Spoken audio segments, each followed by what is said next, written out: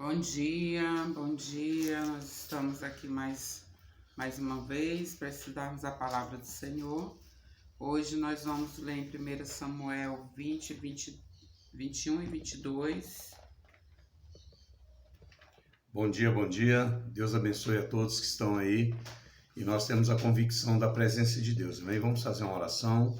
Pai bondoso, Pai amado, nós louvamos o Teu nome, agradecemos a Ti de todo o coração por essa manhã maravilhosa.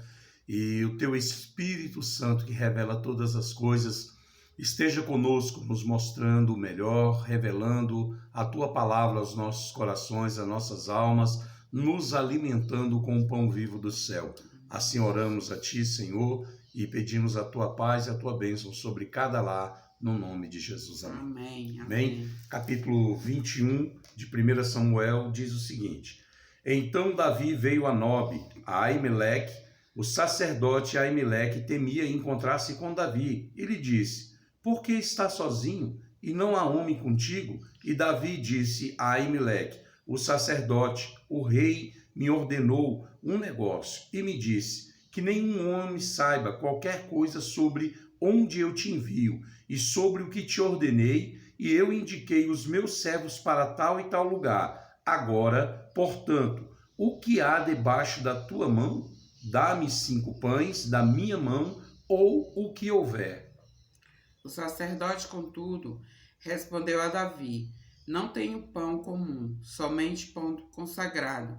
E os soldados não tiveram relações com mulheres recentemente, podem comê-lo? Davi respondeu: Certamente que não, pois esse é o nosso costume sempre que saímos em campanha. Não tocamos em mulher. Esses homens mantêm o corpo puro mesmo em missões comuns, quanto mais hoje. Assim o sacerdote lhe deu pão consagrado, pois não havia ali pão que não fosse o pão da apresentação, que foi tomado diante do Senhor para que se colocar pão quente no dia em que se foi retirado. Ora, um certo homem dos servos de Saul estava ali naquele dia, detido diante do Senhor, e o seu nome era Doeg, um edomita, o principal dos pastores que pertencia a Saul. E Davi disse a Aimeleque: E não há aqui debaixo da tua mão lança ou espada? Pois não trouxe a mim nem a minha espada, nem as minhas armas comigo, porque o negócio do rei exigiu pressa.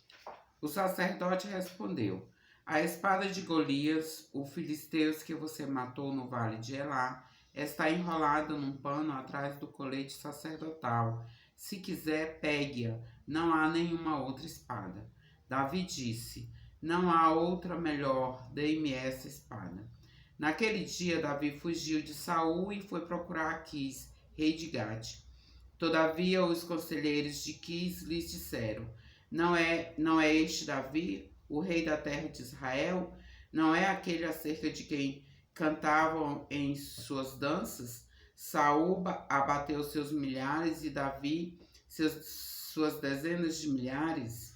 E Davi guardou estas palavras no seu coração e ficou muito temeroso de Aquis, o rei de Gade. E ele mudou o seu comportamento diante deles e fingiu-se de louco em suas mãos, e arranhou as abas do portão e deixou a sua saliva pingar sobre a sua barba. Então disse Aquis aos seus servos: Eis que vedes que o homem estás louco? Por que então me trouxestes? Tenho eu necessidade de loucos para que trouxesseis este companheiro para agir como louco na minha presença? Entrará esse sujeito na minha casa? Será que me faltam loucos? 22. 22. Davi fugiu da cidade de Gate e foi para a caverna de Adulão. Quando seus irmãos e a família de seu pai souberam disso, foram até lá para encontrá-lo. Também juntaram-se a ele todos os que estavam em dificuldades, e os endividados e os descontentes, e ele se tornou o líder deles. Havia cerca de 400 homens com ele. De lá, Davi foi para Mispá, em Moabe, e disse ao rei de Moabe: Posso deixar meu pai e minha mãe virem para cá e ficarem contigo até que eu saiba o que Deus fará comigo? E ele os trouxe diante do rei de Moabe, e eles habitaram com ele todo o período em que Davi esteve na fortificação. E o profeta Gade disse a Davi: Não permaneças na fortificação, parte e vai à terra de Judá. Então Davi partiu e adentrou a floresta de Harete. Quando Saul ouviu que Davi e os homens que com ele estavam foram descobertos, agora Saul permanecia em Gibeá, debaixo de uma árvore em Ramá, tendo em mão a sua lança, e todos os seus servos estavam com ele. 7.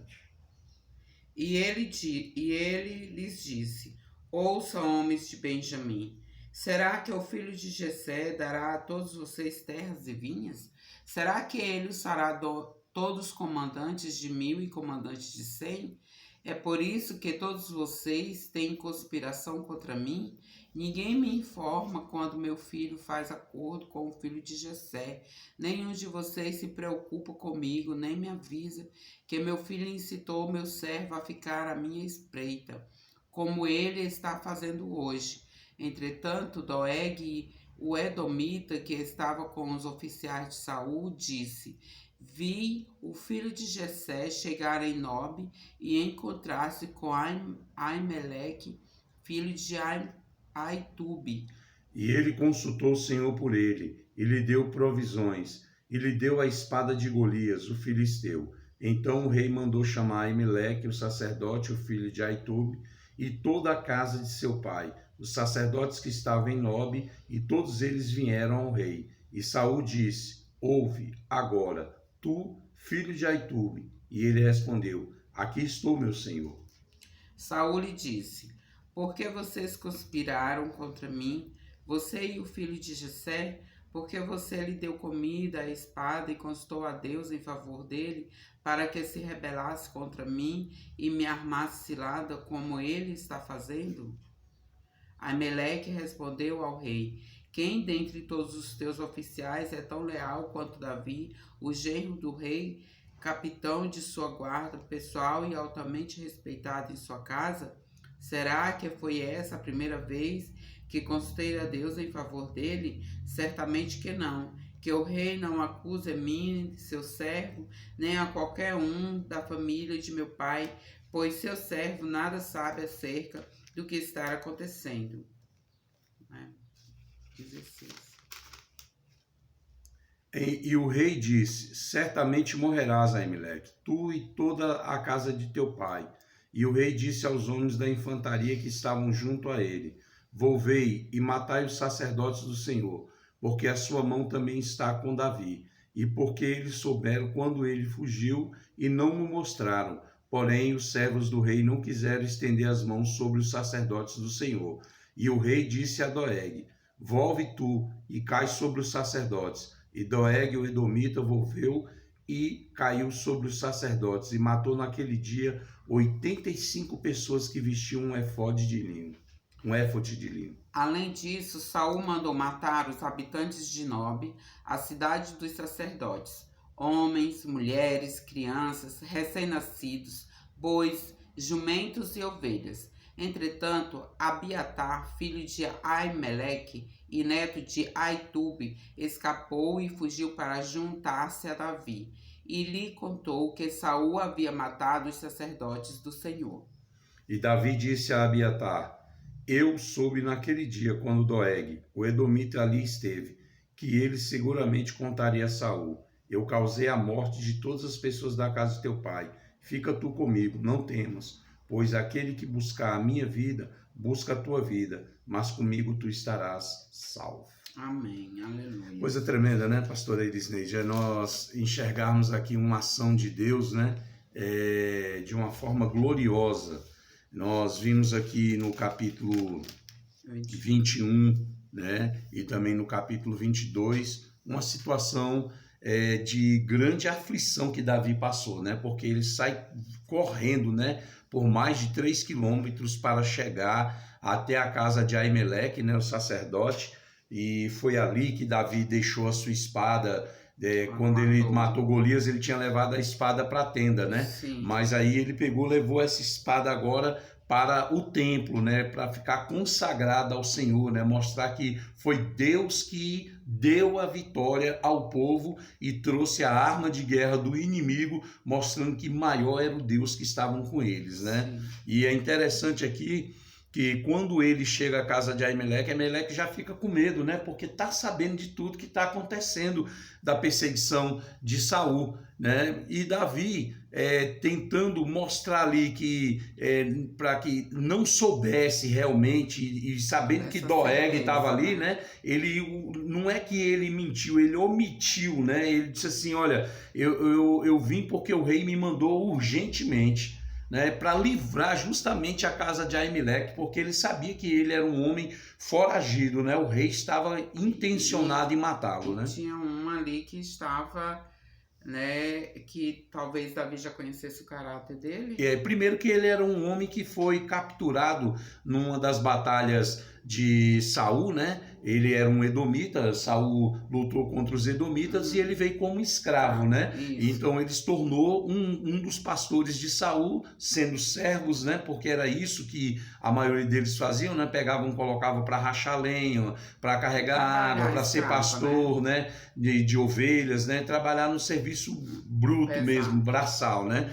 E esse homem estava ali devendo ao Senhor, né? Porque o texto diz que ele estava detido, né? Ele fez alguma coisa muito errada e estava ali pagando o preço diante de Deus, né? Que era um costume daquela época, né? E diz aqui o texto algo muito maravilhoso, pastor Eiris, é que o sacerdote, vendo aquela necessidade, falou para Davi, olha, tem aqui os pães, só que é o pão da preposição, você não pode comer se você tiver tocado em mulher, porque era um pão separado para consagração. E eu quero mostrar aqui que a questão do sexo no Velho Testamento era em termos de guerra, né? Em termos de também da consagração no altar, né? Quem se tornava impuro, né? Se tivesse praticado, tinha que se separar justamente para estar concentrado, para estar buscando, né? E eu quero dizer com isso que o sexo, ele não é um pecado, ele não é uma impureza, né? Pelo contrário, já no Novo Testamento nós vimos o quê? Que o homem e a mulher devem se afastar um pouco para a oração, mas depois o quê? Ajuntar, para que não haja nenhuma tentação, né? Nenhuma concupiscência carnal. No caso aqui de casamento, né? Isso. No sexo ele não é que ele não seja assim pecado, desde que a pessoa seja casado, né? Sim. Ou tenha ali a convivência já, né? Mas não é que o sexo seja também liberado aí, né? Não, a questão aqui, pastor Eides, é o seguinte, é que é um termo para o templo, né? Para apresentação, para, por exemplo, os levitas, né? Porque era da tribo de Levi essa regra, né? E para as outras tribos, eles estavam em guerra, então eles se abstiam, né? Eles estavam concentrados completamente para isso, né? Então o que eu estou querendo colocar claramente é para que ninguém confunda, né? Que Davi estava 3 dias sem ter nenhuma relação sexual, então ele estava puro para comer aquele pão. Não estava dizendo que a vida dele era pura, porque tem muita gente que acha que se abster do sexo ou se abster de determinados alimentos vai deixar ele mais puro. Pelo contrário, né? O que torna a pessoa pura é as suas atitudes, é o seu coração, são os seus pensamentos, né? Diante de Deus, né? E quem faz isso é o Espírito Santo, porque de nós mesmos, força nenhuma nós temos, né? Nós dependemos da graça do Senhor. Diante disso aqui, a gente observa assim que dentro das igrejas, né? No dia da ceia, tem pessoas que não conseguem ter comunhão com Cristo naquele dia, né? Participar da ceia de Cristo. Porque elas se acham impuras, né? Sim. Talvez aconteceu alguma coisa, né? Naquele dia, ou antes mesmo, ela não conseguiu ainda se sentir pura. Se sentir pura, né? Se E aí né? e a Bíblia diz assim, examine o homem a si mesmo, Assim né? mesmo. Então, quando você se examina, você está dizendo assim, eu errei, mas estou aqui pedindo perdão. E isso não impede de você cear, pelo contrário, você está pedindo perdão. Você examinou você. O erro maior é porque as pessoas ficam examinando umas às outras. Isso. Nós temos visto isso constantemente, né, pastor Eiris? Por quê? Porque as pessoas, elas querem examinar a atitude das pessoas, elas querem condenar, elas se acham santas demais, se acham melhores do que as outras. O que nós estamos vivendo atualmente no nosso país, no meio das igrejas, é isso, as pessoas se sentirem mais santas, mais perto de Deus, se sentirem melhores que outras. Ninguém te faz melhor do que ninguém. Cristo morreu por todos. Morreu pelo pecador, morreu pelo impuro, morreu pelo que se acha puro, porque a Bíblia diz aquele que não tem pecado, ele está dizendo uma grande mentira, está fazendo Jesus mentiroso, né? E a Bíblia diz assim, nós temos pecado e temos um advogado justo e fiel, que é Cristo Jesus, né? Então, você que quando for participar da ceia do Senhor, vá com o coração pronto a perdoar, a se perdoar também, e assim ter comunhão com Cristo, né? Porque hoje em dia a gente só tem um dia que nós fazemos esse rito, né? Então é importante que todos participem da ceia memorial, do Senhor, né, pastora? Exatamente. Então, não se prendam mais a coisas pequenas, porque o que Deus tem para nós é tão grandioso e às vezes a gente fica se prendendo a esses ritos, né? Sim. A esses costumes que já não faz mais parte da nossa vida. Então, participe da ceia, perdoe a quem te ofendeu e lhe perdoe também e peça perdão ao Senhor. Amém? E o texto ainda continua dizendo aqui para nós, pastor, é que ele pega então aqueles pães, come, né? Vai fugindo. E também diz o texto que ele, depois de pegar a espada, ele vai até a terra de Gade, né?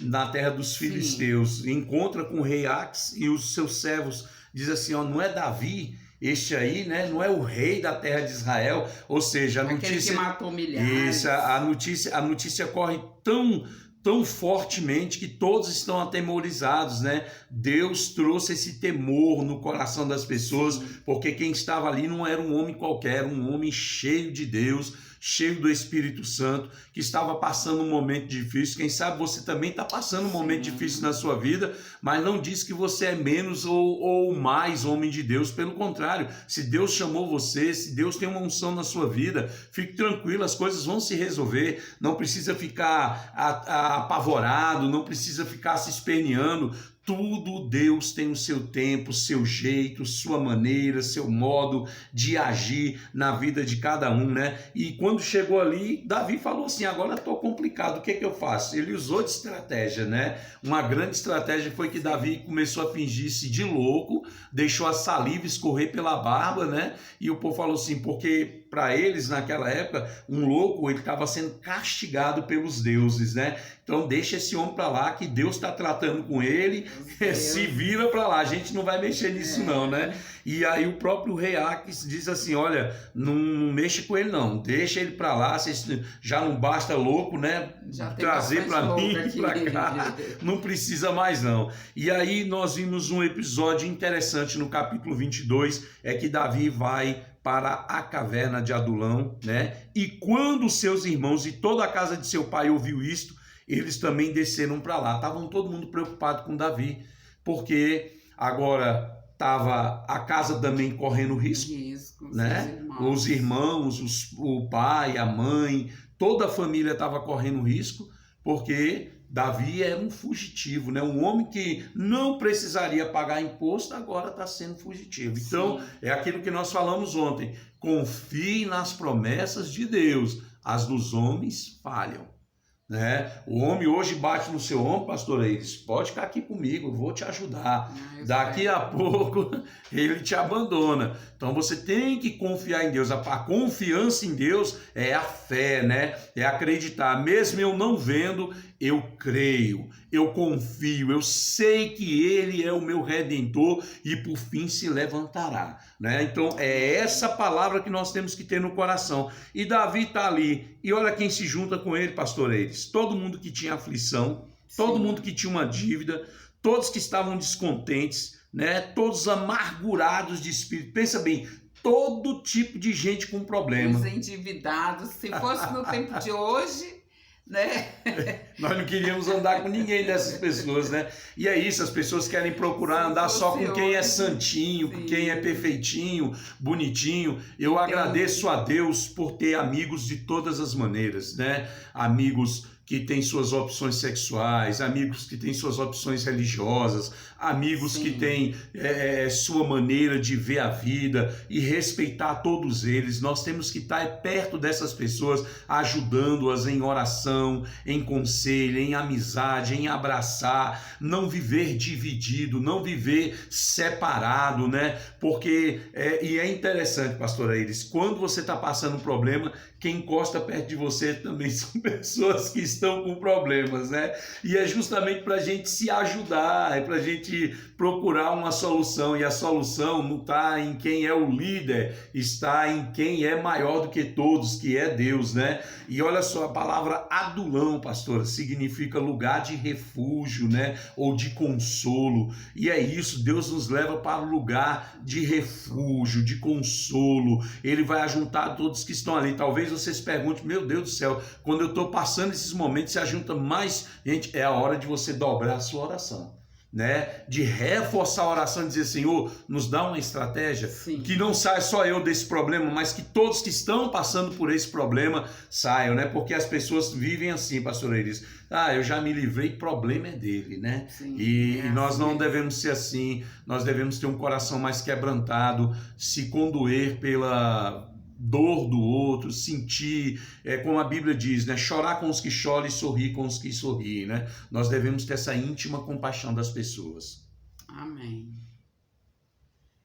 Nós também vemos aqui que Davi, pelo fato dele estar sendo perseguido pelo rei, mas o rei Saul, ele ainda reclama, né? Porque que todo mundo abandonou o rei. Ele se sente abandonado agora. Ele na verdade, está dando uma de Joãozinho sem braço, né? Porque ele sabe que já está abandonado há muito tempo, né? Porque Deus não está mais com ele. Mas ele está querendo mover o coração de alguém ali, né? Dizer assim, poxa, estou abandonado, né? Ninguém liga para mim, eu ainda sou o rei, né? Como se fosse assim. E isso move o coração de quem? Justamente de alguém que não tem nada a ver de temor de Deus, porque ninguém se manifestou.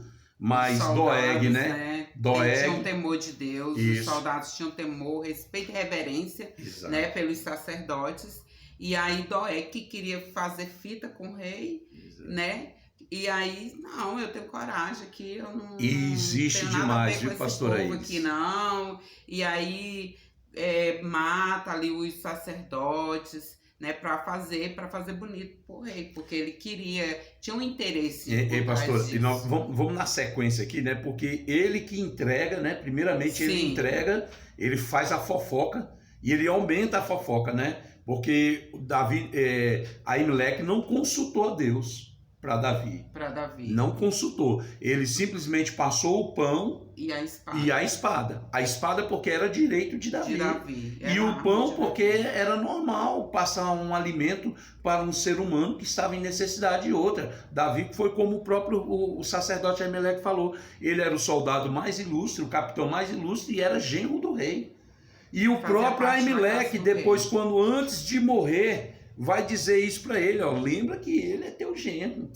Lembra que tu prometeu, é como se fosse, lembra da aliança que tu tem com ele e com a casa dele. Para todos os efeitos, Aimeleque não estava fazendo cometendo nenhum erro, né?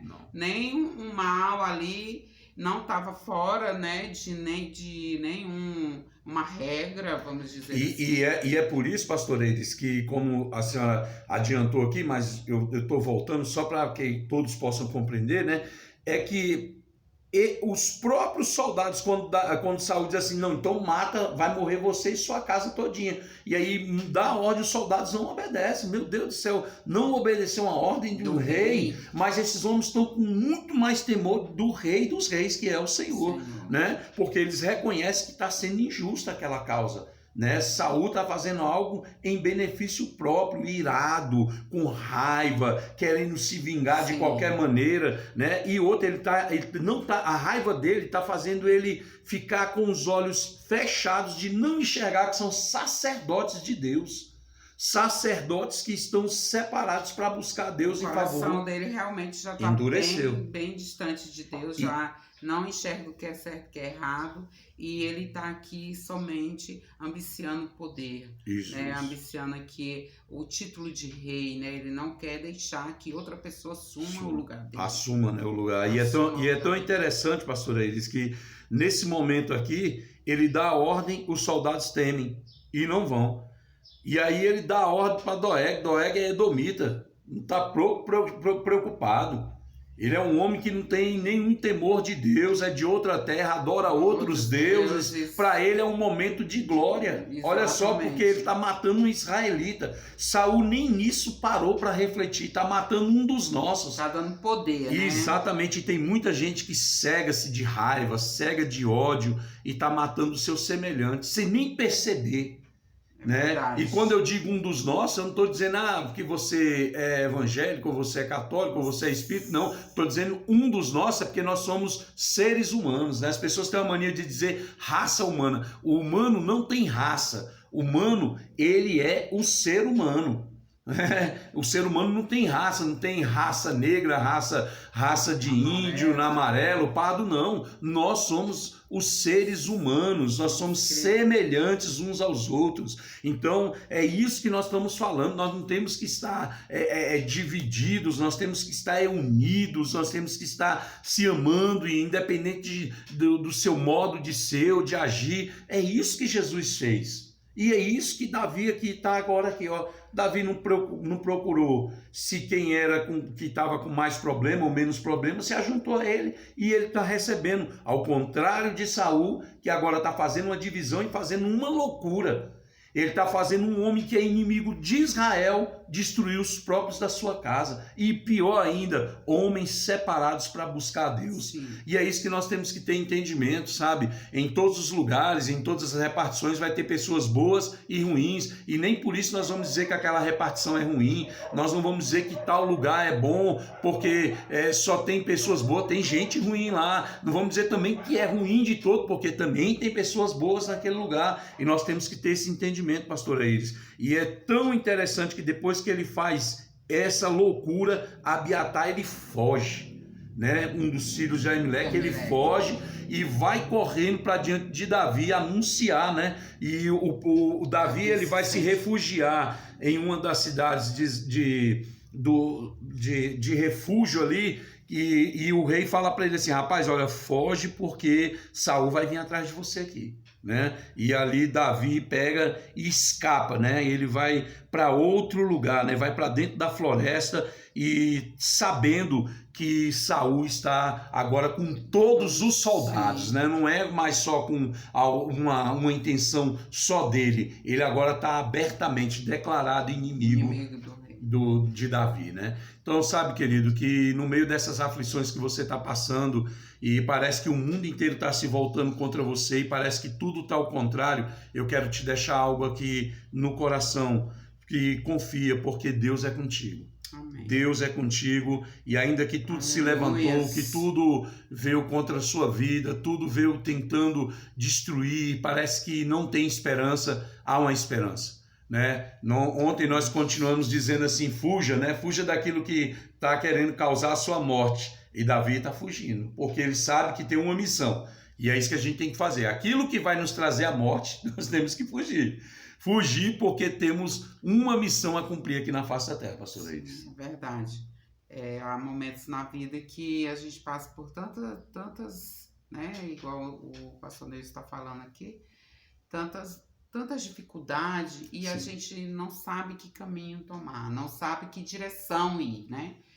Então, que a gente comece a ter estratégia, porque Davi foi um grande estrategista, é um homem guerreiro, né? Sim. E ele começou a formar estratégia, mas contudo Deus estava com Davi, em todos os momentos, né? Porque não basta só estratégia, né, pastora? Sim, não basta só estratégia. Ela é Deus importante, Deus, mas ele vai muito dando mais ali é Deus. também a direção e também nas estratégias, né? A gente precisa ter o cuidado de estar também tá no caminho certo ali e não se revoltar contra Deus, que é o mais interessante. Davi poderia, né, como eu falei ontem, se revoltar contra Deus, porque ele estava lá cuidando das ovelhas dele, no bem bom dele, foi Deus que colocou ele nessa situação, né? Ele podia reclamar, né?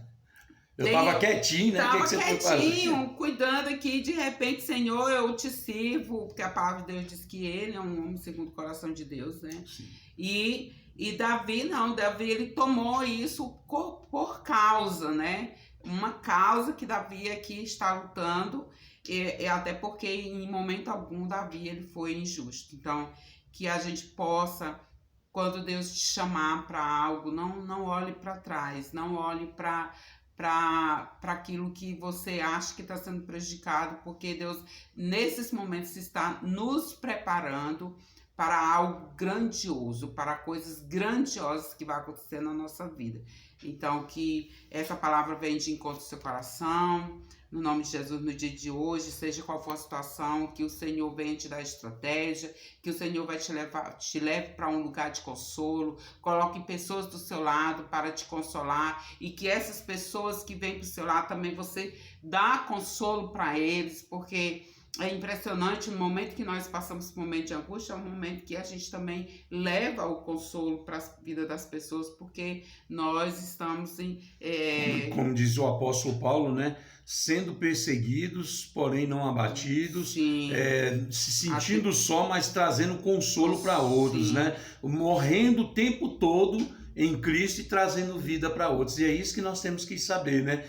Que essa leve momentânea tribulação, ela está resultando em glória maior para Deus, né? Que essa que é a verdade. Amém. Que Deus abençoe sua vida, estenda as mãos de glória e poder, e que você fique com essa palavra em seu coração, em nome de Jesus. Amém, glória a Deus.